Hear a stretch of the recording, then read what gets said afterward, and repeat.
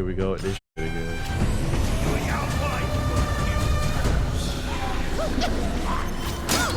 Of course. Just a little bit of that jankiness for you. 10 million copies. I repeat, 10 million copies of Black Myth Wukong were sold in only the first 3 days of sales. Just to put things in perspective, Hogwarts Legacy was 2023's best-selling game. It was available on PC, PS5, Xbox Series, and Switch, and it managed to move a respectable 23 million units. Black Myth did almost half of that in only just 3 days. That's especially impressive considering the fact that at the time of this recording, Wukong is only playable on 2 platforms. That's the PS5 and the PC. This insane level of success has left some gamers stunned and curious how this was even possible. For some, it felt like this game came out of nowhere and just instantly crossed over into the mainstream. But what if I told you their success wasn't as unlikely as you might think? Wukong was gonna fly regardless if he had his Nimbus Cloud or not, and the seeds were planted right in front of you, but for you to see it, first, we have to go back to where it all began.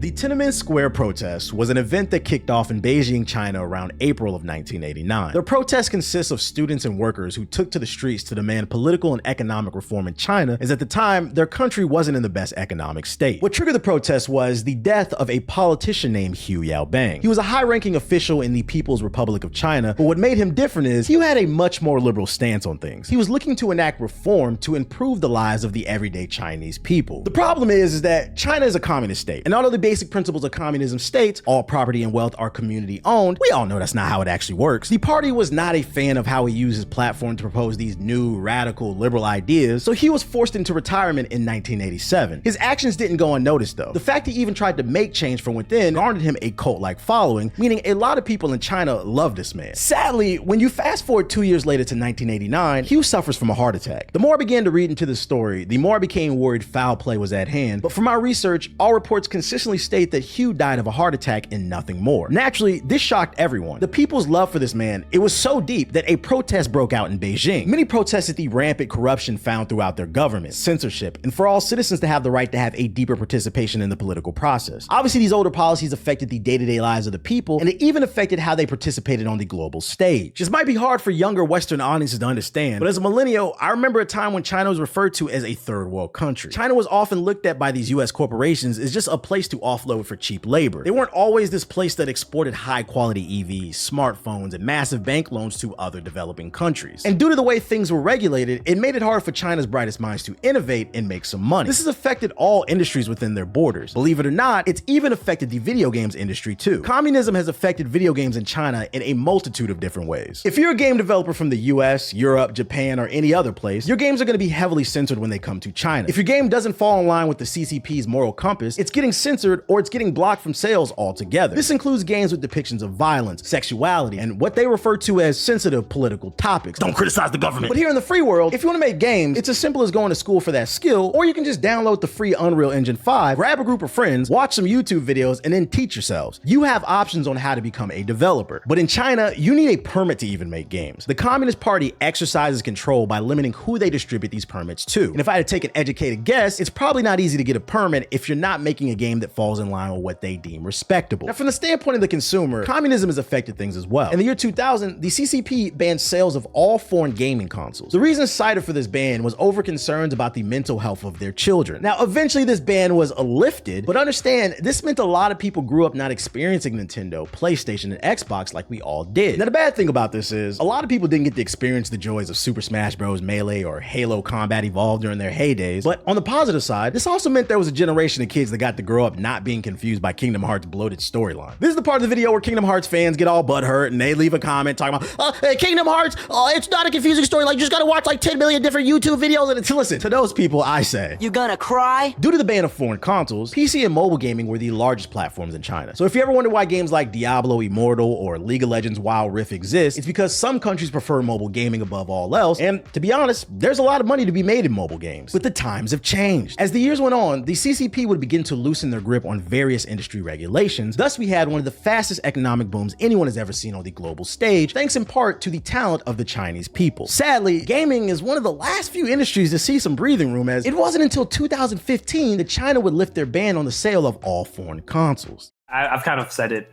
before, and I kind of believe it, that I think like what we're going to get next gen is like there's like going to be a huge burst of like Chinese developed games that are about to appear like in like AAA space. What a lot of people don't know is that a lot of the games that you play nowadays are actually built by people in China through like outsourcing. And I think it's like, you have examples? Oh yeah, pick a AAA game. Halo Infinite, China. Basically any AAA game that has a massive budget, GTA, any of the most of them, the way that these games get built is because they hire basically what's called outsourcing studios in China. And they hire them to help build assets for the game. It was in 2015 that China lifted the ban for all foreign consoles in their nation. And a mere 5 years after that lift, it was in 2020 that a random gameplay trailer was uploaded to YouTube for an unknown game called Black Myth Wukong. That trailer was uploaded to various YouTube channels where it would go on to earn millions upon millions of views combined. Just one peek into the comment section and you can see the enthusiasm for this game. One guy said, "So there are many game trailers recently with no actual gameplay? Finally, a game with actual gameplay!" And another person would go on to say, "This is the first game that's made me excited for next gen." And all you have to do is scroll down further into the comments and you will find no shortage of people echoing these same sentiments. The initial trailer did so well, the developers were caught off guard by its success. That's because in 2020, Game Science was a small studio with only 20 to 30 employees. The gameplay was more of a tech demo at the time than an actual game. It was uploaded to YouTube actually to help recruit more talent to the studio, but there was never a guarantee it was going to become a complete game. This sudden extra attention made the then small studio feel the pressure to produce something great. Also, side note, that opening clip in this section is from an episode of my podcast called the Gaming Illuminati Podcast. It's a show we've been doing for a decade now where we have high-level conversations about everything going on in the gaming space at the moment. That clip is from episode 103, which originally released back 4 years ago. And as you heard, my co-host Ethos predicted the next major boom for AAA games would come out of China long before Wukong was ever promised to make his journey to the West. So if you enjoy conversations like that, do me a favor and subscribe to my other channel at youtube.com/GI Updates. The Gaming Illuminati Podcast is also available on Spotify, Apple, and all other major podcast platforms. Links in the description box below, but enough with the promotions. Instead, let's shift focus to how it was years before we got any concrete evidence that this game was going to be localized for the West. It wasn't until December of 2023 during the Game Awards that we got an official release date for Black Myth Wukong. We also learned that it wouldn't be a PC exclusive, but it was coming to consoles. Now, since then, the game has dropped as of August 20th, 2024, and I've identified 4 key reasons why Wukong blew up the way that it did, so let's break them down.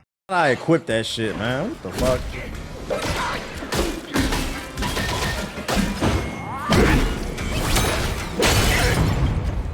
What that mean? What that mean? What that mean? What did that mean? What did that mean?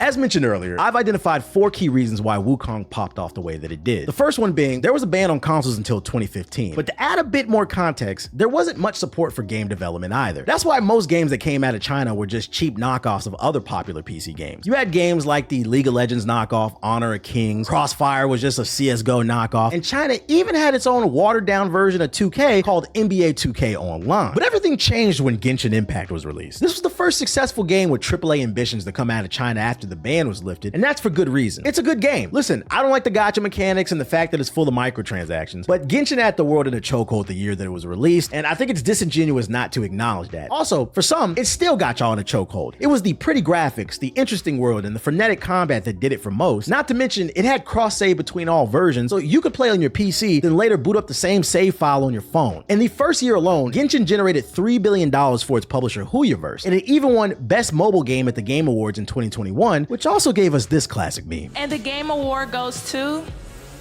Genshin Impact. The government obviously liked the money the game generated and the new eyeballs it brought to China's game scene. So post-launch, Genshin Impact did receive recognition from the Chinese Ministry of Commerce for being a positive cultural export. What I'm trying to get at is, Genshin walked so Wukong could fly on his Nimbus. See, before Genshin Impact, the government wasn't too involved with games, but trust and believe after where they were. Reports claim that the Chinese state media expressed support for Black Myth Wukong before it ever launched. They liked that the game encouraged Western players to learn more about Chinese culture. Wukong is Game Science's first AAA game, and it's the first major release to the PS5 coming out of China, so to get a cosign from the feds is a big deal because they were the first to get it for a console game in comparison to Genshin Impact, where it only got the support from the feds after it was successful. And if that wasn't enough, I dug a little deeper and I found out Wukong's publisher is the notorious Tencent. Now, if you're not familiar with Tencent, long story short, they are one of, if not the biggest corporation in China that has their hand in a lot of what's going on within their borders and a lot of things outside of China. They pretty much own the Chinese game market, and they own stakes in US game companies such as Epic Games, Riot, Roblox, Discord, and more. They're the reason why a lot of your games have microtransactions in them. But more importantly, the CCP has stocks in Tencent. As of January 2023, reports claim the government started purchasing shares of all large tech companies within China, one of them being Tencent. Now, the government claims to only own 1% of Tencent shares, so we shouldn't worry about it, but that's what they said. We all know it's a communist state, so it's hard to tell what's true and what's not. Not to mention, even if it's actually true, 1% stake in Tencent is still a stake in Tencent, which makes it a conflict of interest. The bottom line is, it is in fact true, the CCP is invested in Tencent, which is the company that publishes Black Myth Wukong. What we do know is, as of 2017, 23% of Tencent's employees are Chinese government officials, and about 60% of these CCP members were said to be core technical personnel. Now, I'm not trying to insinuate anything evil is going on here. I actually think Wukong's a good game, and I'll discuss my personal opinion later, but what I am trying to say is, between the major cosign from the feds and the fact the feds are invested in the company that publishes Wukong, it's safe to assume the CCP has some stake in making sure this game does well. They don't want this game to fail. Thus, one of the reasons why Wukong is doing so well is because it's getting a bigger push than the average Chinese game. Remember, consoles were banned, so that makes Black Myth Wukong the first AAA console game to come out of China with a crazy marketing push from some government-affiliated companies. Do you understand the words that are coming out of my mouth? Reason number 2, Wukong is just a popular character. We can't downplay that. It's a story that's been passed down from generation to generation. For those unaware, Wukong is one of the most influential mythical characters. This is China's version of Kratos. This is China's Ra. He's a god amongst gods that would wash most fictional characters in a fight. You have to understand, Sun Wukong is the inspiration behind Toriyama's son Goku. That's why Goku used to have the power pole and the flying Nimbus cloud just like Wukong. He's appeared in damn near every MOBA, Marvel vs. Capcom, and the criminally underrated Xbox 360 game Enslaved Odyssey to the West. I just named a few examples, by the way. He's appeared in a million other places as well. He is a national treasure that the Chinese people take pride in, so of course people are gonna want to play a game about such a cool character. The third reason I think this game's doing so well ties well into the last reason. China is not just an untapped market for game development, but also consumers. Last I checked, there's 2 billion people in China, and I'd imagine a lot of them love Wukong. This was a nation that was deprived of PlayStation, and you mean to tell me the first big AAA adventure on PlayStation stars Wukong? Oh yeah, sales are through the roof. There's a sense of national pride here, and there's nothing wrong with that. I've seen some people on social media try to downplay the sales simply because reports claim 90% of the Steam reviews are in Chinese. This means most sales are most likely coming from China, but I have to give pushback on that. A sale is a sale. Why is that an issue for some of y'all? Something doesn't need to be primarily sold in the West for it to be considered a success. So unless you got evidence that there's foul play at hand, like Chinese government are buying up copies to inflate numbers, which by the way, there's no evidence of that, y'all need to chill out. What happened to the concept of a win is a win? In the words of the famous comedian Dr. Umar Johnson, why do you need white man paperwork? Lord have mercy. Now, my fourth and final talking point on why this game has succeeded is, this game is just good. I've been playing it and I can confirm the game is good. But some of you might be wondering, how good? Especially since a document leaked online that was given to journalists who got an early review copy. And in that document, they asked the reviewers not to talk about politics, violence, nudity, feminism, COVID, and fetishes in their reviews. Now, in my video, I would never discuss feminism, COVID, nudity, or fetishes, because what the fuck does that have to do with Black Myth Wukong? I think it's funny y'all even put that in the document, but didn't want us to believe the CCP doesn't have some level of control over y'all. That being said, I've already discussed politics. Your game is about violence, and honestly, I'm American. I'ma say and do what the fuck I want. And what the fuck I'm gonna do next is a quick disclaimer. The following video is not a full review. At the time of this recording, I am halfway through Black Myth Wukong, so I'm simply sharing some first impressions and general info on the game. How I feel now may not be how I feel by the time I reach the end of the game, so feel free to take everything I say with a grain of salt. And with the disclaimer out of the way, here's everything you need to know before you install Black Myth Wukong. Black Myth Wukong is a new action-adventure game out now for the PS5 PC and expected to release on the Xbox at a later date. And despite the makers saying it wasn't, this in fact is a Souls-like game. Mechanically, everything about this game draws inspiration from Software titles. From the way the character moves, how the camera behaves, the combat, the constant dodge rolling, rest points, and not being greedy plus more. The only difference I've noticed is you don't lose XP upon death, and it's not as hard. It ain't easy either, don't get it twisted. You will run into some walls, but I'd compare this game to Jedi Survivor in terms of difficulty. difficulty instead of Dark Souls.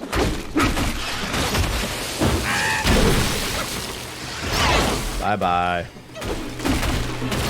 Light work. Light work. Call me up, chat. New York Roach Slave. I'm going back to Brooklyn.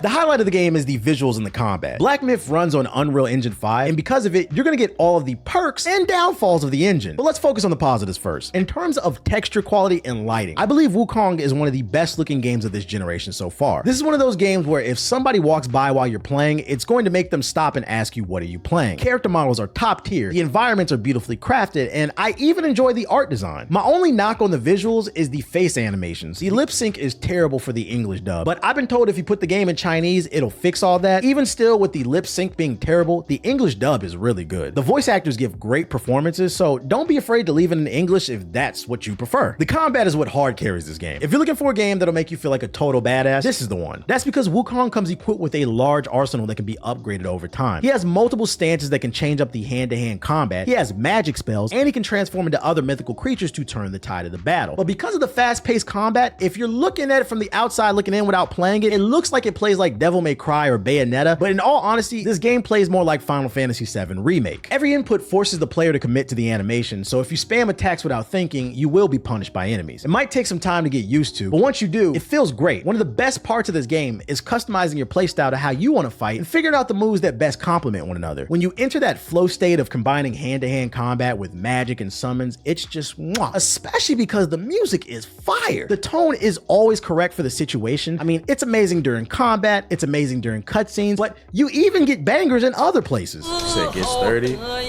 I got you.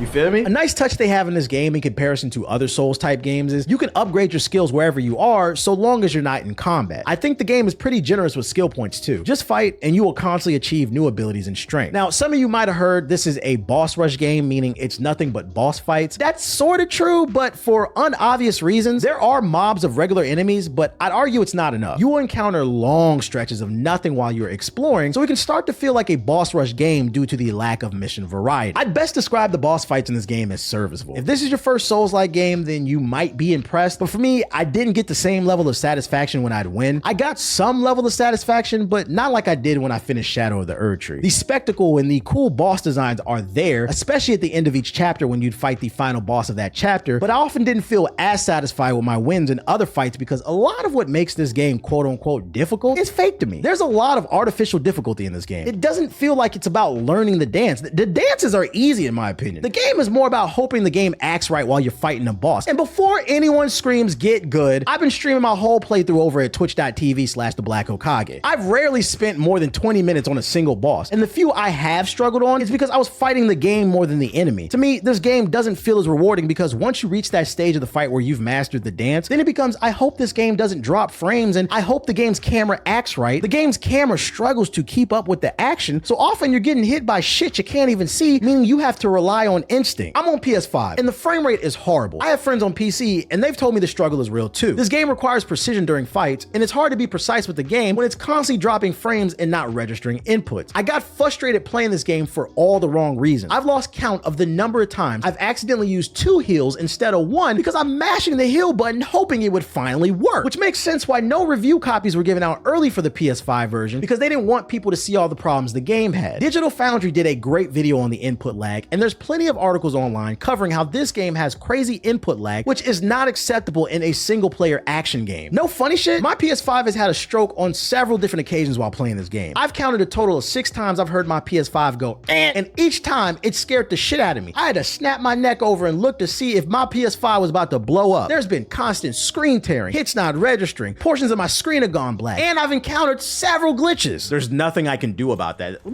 Look at this shit. Somebody clip this. Look at this shit. Do you see this? What's that? But I'm a hater though. I'm a hater. The game is spazzing. There's been a couple times where the game goes, it sounds like my PS5 is about to blow up. My other issue with this game is there's just weird gameplay design. It's so many areas where it looks like the player can explore, but then when you try to explore, you'll run into an invisible wall. And this is gonna happen a lot. It's like the dev team didn't know if they wanted to make an open world game or a linear game, and the game suffers because of the poor layout design. It also doesn't help that this game is gorgeous, so you're trying to explore every inch. And the worst part is, the few areas you can go, you're often met with nothing for your exploration. There's hardly any cool secrets, lore, weapons, nothing. It's mostly just empty spaces and empty rooms. And don't get me wrong, there are secrets to be found, there are secret bosses, but it's not enough considering how large this game is. And the worst part is, there's no map, there's no mini-map, nothing. So expect to do a lot of aimless wandering, backtracking, and running into invisible walls. And that's if the game works. Because I almost forgot to mention, Black Myth Wukong also likes to do what that Bandicoot does: crash.